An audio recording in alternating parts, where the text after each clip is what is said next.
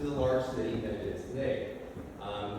So the room that we're in right now, this is today what we call the Bradbury Library, and that's because of the books that you see in here.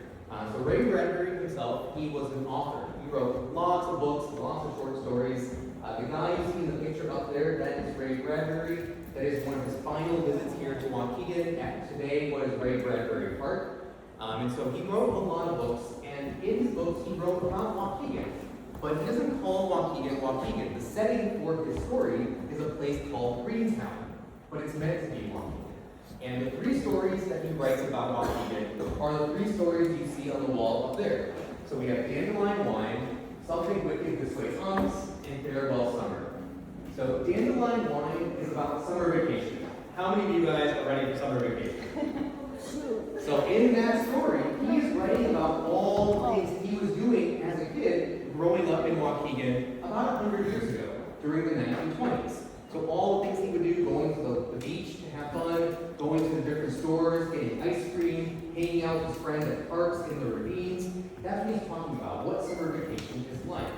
Now, the other one there at the end, Farewell Summer, as the name kind of suggests, is the very end of summer. So I know you guys are ready for summer break, but think about the feelings you have right before you go back to school. Most of us probably want summer vacation to last forever, right?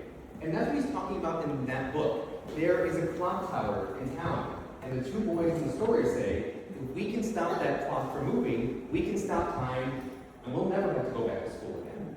And so obviously that's not possible, right? But a lot of the stuff he's writing about in his stories are science fiction, right? Things that aren't real, things that aren't possible, but a lot of the stuff he writes are real today. Do we have cars that can drive themselves?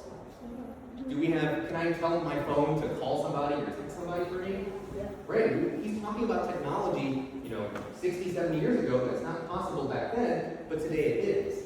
And then the last story, which kind of has science fiction and horror, is Something Wicked This Way Comes. So in that story, that one's set around Halloween. He's talking about a carnival that comes to town. How many of us have been to a carnival or circus before?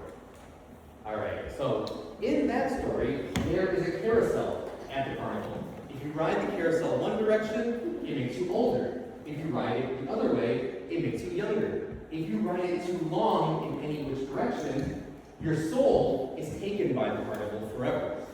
So the two boys in that story, they find out what's happening, and they try to stop the carnival from doing that, from taking the people from the town.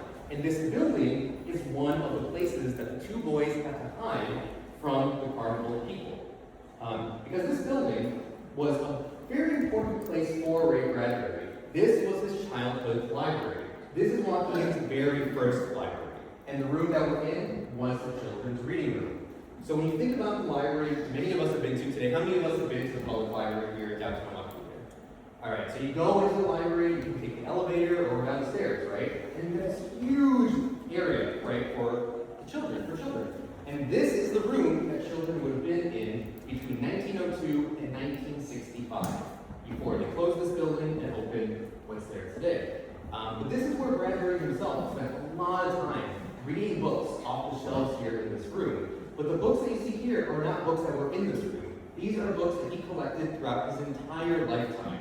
The bookcase that's right here, these are books that have his stories, his short stories, and then all the things throughout the room are things that he just collected. People would send him books, he would go on trips around the world and buy books there in different languages, and that's what we have here in this space. By the end of summer, this will actually be a completely different exhibit space with reader rails, with interactive video. It's going to be a very different cool space that hopefully you guys can come and visit when it's changed. But before we move on to our downstairs portion, do you guys have any questions before we do that?